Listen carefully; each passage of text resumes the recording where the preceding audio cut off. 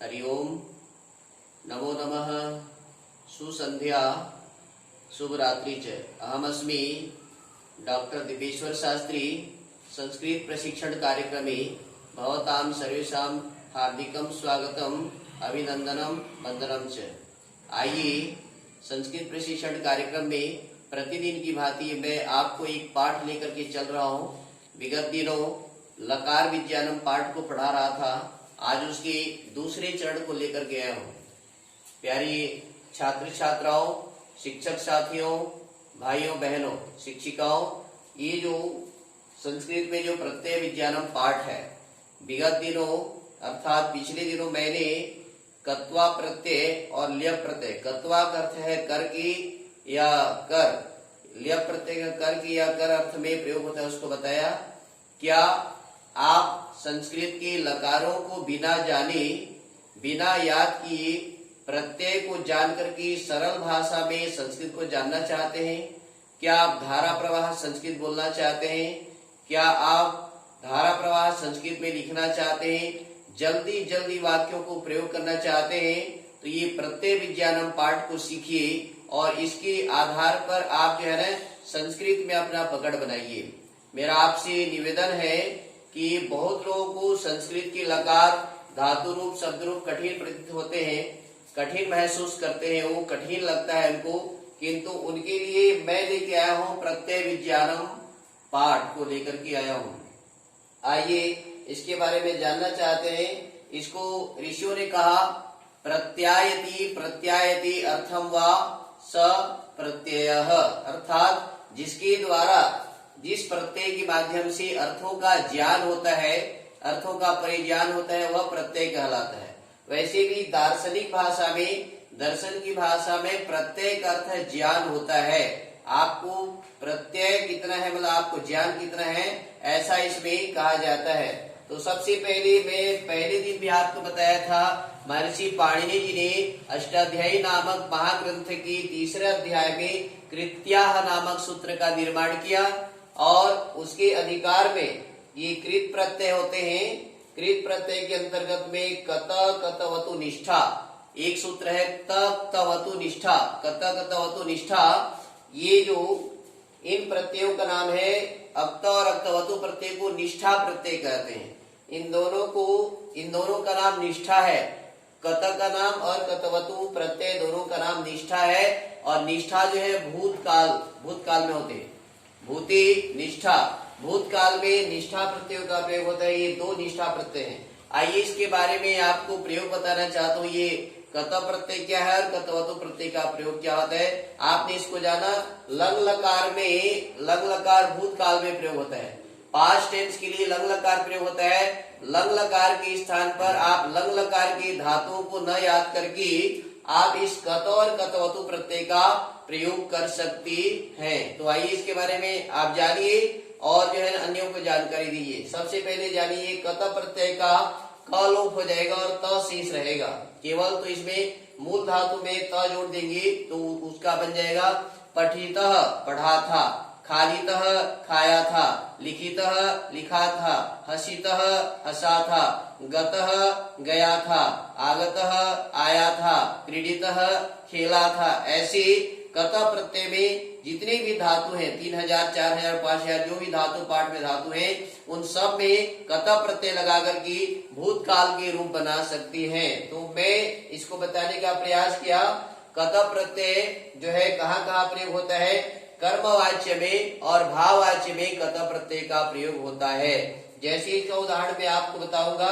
कर्मवाच्य में और भाववाच्य में कत प्रत्यय कैसे, जैसे सुनिए, मया पुस्तकम पठितम, मया पुस्तकम पठितम, यह कर्मवाच्य है। मेरे द्वारा पुस्तक पढ़ा गया था, यहाँ पर था का प्रयोग है। मेरे द्वारा पुस्तक पढ़ा गया। मया पुस्तकम पठितम, मया ग्रामः गतः, मया ग्रामः गतः, मया खेलम खेलितम। इस प्रकार से कर्मवाच्य में कत प्रत्यय का प्रयोग होता है। और भाववाच्य में मया हसितम, मया खेलितम, मया सुक्तम, ये कर्मवाच्य में भी ये कत प्रत्यय का प्रयोग होता है। और आप जानना चाहेंगे कि इसका रूप कैसे बनता है। कत प्रत्यय में रूप जैसे पठितः, पठितो, पठिताः, पठितः, लिखितः, इनका रूप जो है पुल्लिंग में रामवत, राम का जैसे रूप चलता है रामः, रामौ, रामाः, वैसे इसका रूप चलेगा पुल्लिंग में पठितः, पठितौ, पठिताः। उस प्रकार से 21 रूप बनते हैं, जैसे बालक आदि के, राम आदि के रूप बनते हैं, वैसे ही कत प्रत्यय में रूप बनेंगे। और ये स्त्रीलिंग में इसका रूप चलता है रमावत, रमा के समान, रमा या बालिका के समान, रमा, रमी, रमाः, बालिका, बालिके, बालिकाः। तो आप जानिए इसको पठिता, पठिते, पठिताः, लिखिता, लिखिते, लिखिताः, ऐसा रूप 21 प्रकार से आप बनाएंगे, आगे बताऊंगा मैं आपको। और ये नपुंसक लिंग में गृहवत, नपुंसक लिंग में इसका चले गृह के समान, गृहम, गृहे, गृहाणी। उसी प्रकार से पठितम, पठिते, पठितानि, लिखितम, लिखिते, लिखितानि, हसितम, हसिते, हसितानि, ऐसा तीनों लिंगों में। तो आप समझ गए, पुल्लिंग में राम के समान रूप चलेगा कत प्रत्यय में, स्त्रीलिंग में रमा के समान, और नपुंसक लिंग में गृह के समान इसका रूप बनते हैं। आप इसको जो है पुस्तक के माध्यम में अभ्यास करते जाएंगे। और आगे चलते हैं कतवतु प्रत्यय। कतवतु प्रत्यय का क लोप हो जाएगा और उ का लोप हो जाएगा, तवत बचेगा। किसी भी धातु में तवत लगा दीजिए तो ये कतवतु प्रत्यय बन जाता है, और इसका प्रयोग होता है कर्तृवाच्य में। कतवतु प्रत्यय का उदाहरण मैं आपको बताने जा रहा हूँ। कतवतु में पठितवत, पठितवान, गतवान, लिखितवान, खादितवान, हसितवान, चिंतितवान, भावितवान, जहाँ वान वान प्रयोग होगा समझ जाइए कि वहां पर कतवतु प्रत्यय लगता है। और कतवतु प्रत्यय का प्रयोग कर्तृवाच्य में होता है। अहम पठितवान, अहम लिखितवान, अहम गतवान, अहम खादितवान, अहम खेलितवान, अहम उपविष्टवान, मैं बैठा, ये भूतकाल में, ये दोनों प्रत्यय भूतकाल, इन दोनों का नाम है निष्ठा प्रत्यय, है ना। मैं अहम पठितवान, मैं पढ़ा था, अहम लिखितवान, मैं लिखा था, ऐसा प्रयोग जो है इसमें देखा जाता है। तो प्यारे छात्र छात्रों, आपने कत और कत प्रत्यय का देखा कर्तृवाच्य में। ध्यान दीजिए, इसका पुल्लिंग में रूप बनेगा, कतवतु प्रत्यय का पुल्लिंग में रूप बनेगा भगवत, भगवान, भगवंतु, भगवंतः, वैसे इसका बनेगा पठितवान, पठितवंतो, पठितवंतः। और स्त्रीलिंग में इसका रूप चलेगा नदीवत, है ना, नदी, नद्यो, नद्यः। तो स्त्रीलिंग में बनेगा पठितवती, पठितवत्यो, पठितवत्यः। इस प्रकार से इसके रूप बनेंगे। नपुंसक लिंग में जगत के समान, जगतवत, जगतवत, जगनवत कहना चाहिए। तो इसका बनेगा पठितवत, पठितवंती, पठितवंती, ऐसा जगत, जगंती, जगंती, ऐसा रूप चलेगा। तो आपने देखा ये कतवतु प्रत्यय का कर्तृवाच्य में भी बनते हैं। पुल्लिंग में भगवत के समान, स्त्रीलिंग में नदी के समान, और नपुंसक लिंग में जगत के समान इसके रूप बनेंगे। तो आपने सीखा कत और कतवतु प्रत्यय का प्रयोग। आइए आपको और एक लिए चलते हैं। महर्षि पाणिनि जी ने एक सूत्र का निर्माण किया, तब्यत, तब्य, तब्यत, तब्या, अनियरः।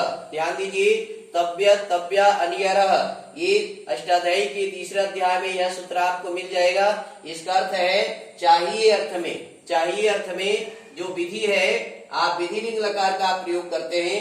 विधि लिंग लकार को आपको याद न हो रहा हो तो आप जो है ये तब्यत, तब्य, अनियर 3 प्रत्यय का अभ्यास करें। इन प्रत्ययों के आधार पर आपको इसका ज्ञान हो जाएगा।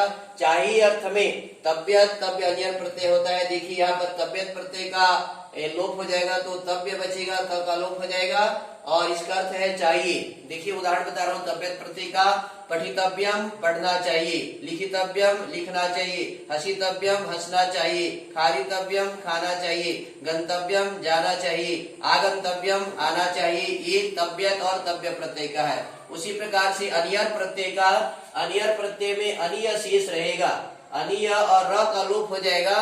तो इसका अर्थ हो जाएगा अनियर प्रत्यय में देख रहे हैं अनियर प्रत्यय का प्रयोग, पठनियम, पढ़ना चाहिए, हसनियम, हंसना चाहिए, गमनियम, जाना चाहिए, आगमनियम, आना चाहिए, चिंतनियम, चिंतन करना चाहिए, पठनियम, पढ़ना चाहिए, उपवेशनियम, बैठना चाहिए। चाहिए अर्थ में ये 3 प्रत्यय लगते हैं, तब्यत, तब्य और अनियर। दोनों का तब्यत और तब्य एक ही समान है, इसलिए सूत्र बना है तब्या तब्यानियरः, चाहिए अर्थ में इसका प्रयोग कर सकते हैं। आइए मैं इसके रूप कैसे बनते हैं थोड़ा सा बताने जाऊंगा।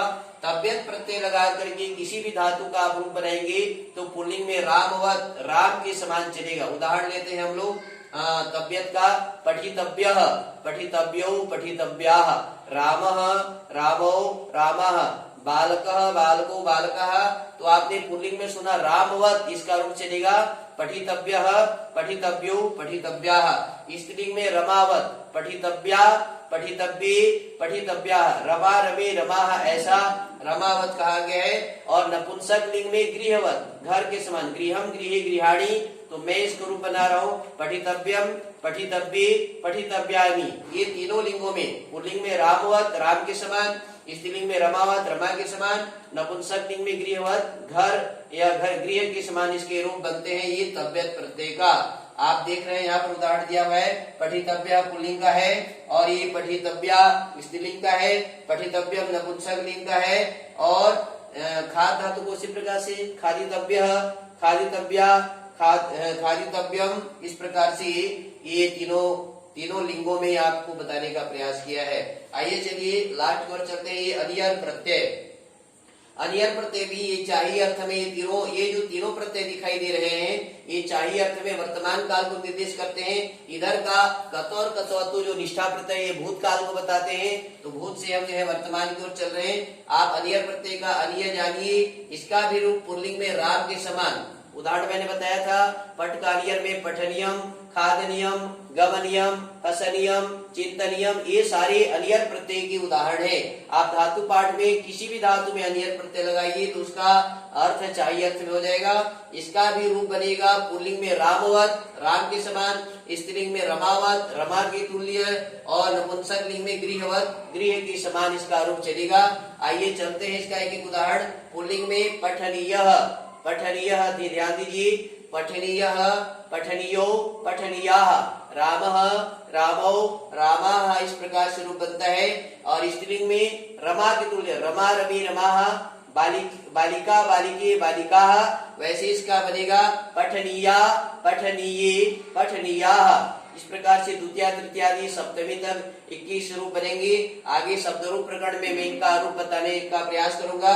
और चलिए नपुंसक लिंग में गृहवत, घर के समान, एक तो पठनीयम पठनीये पठनीयानि, गृहम गृहे गृहाणि, इस प्रकार से फलम फले फलानि, पुष्पम पुष्पे पुष्पाणि, आप इसका चला सकते हैं पठनीयम पठनीये पठनीयानि। और ये देख रहे हैं खाद धातु का खादनीयः पुल्लिंग है और खादनीया स्त्रीलिंग है, खादनीयम नपुंसक लिंग है। तो बंधुओं, प्यारे शिक्षक साथियों, बालक बालिकाओं, मैं आपसे निवेदन करना चाहूंगा, अंतिम चरण में हूँ, ये आप ध्यान दीजिए।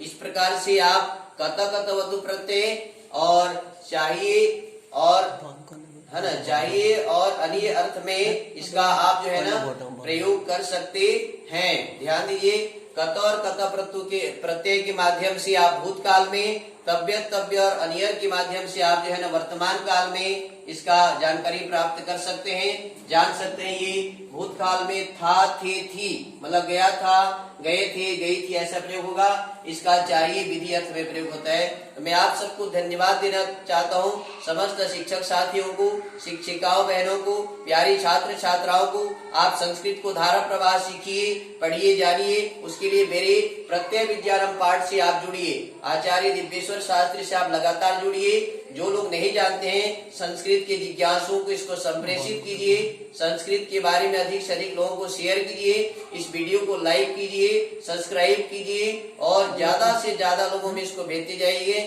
इन्हीं शब्दों के साथ मैं आप सबको बारंबार धन्यवाद देना चाहता हूं और आप मेरे से लगातार जुड़े रहिए। आगे भी मैं प्रत्यय विद्यारंभ पाठ में विविध प्रकार के प्रत्ययों को लेकर के आऊंगा और आपको जानकारी देता रहूंगा। आपको अच्छा लगेगा, ज्यादा से ज्यादा लोगों के पास में शेयर कीजिए, संस्कृत भाषा के प्रचार प्रसार में सहयोग कीजिए। इन्हीं शब्दों के साथ अनेक शुभकामना प्रदान करते हुए, धन्यवाद देते हुए मैं आपको जो है ना नमन करना चाहता हूँ, अभिवंदन करना चाहता हूँ और जो है ना अपने वाणी को विराम की ओर ले चलूंगा। जयतु संस्कृतम जयतु भारतम, पुनर्मिलामः, पुनर्हसामः, पुनर्पठामः। धन्यवादः, नमो नमः। शांति शांति शांति।